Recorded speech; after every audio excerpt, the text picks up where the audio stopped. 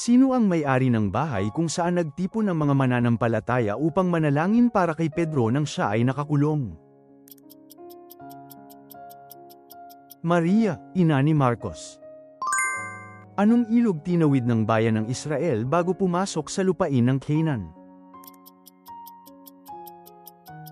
Ilog Jordan. Ayon sa Filipos Kapitulo 4 versikulo 9, ano ang dapat gawin ninyo sa mga bagay na inyong natutuhan, tinanggap, narinig, at nakita kay Pablo? Isagawa ninyo. Ano ang ginawa ni Solomon sa loob ng pinakabanal na lugar?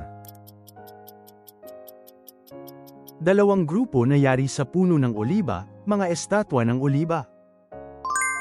Sa Filipos Kabanata 4, paano tinawag ni Pablo ang mga kapatid na iniibig at pinananabikan niya sa Panginoon, na sinabi niyang kanyang kagalakan at ano pa?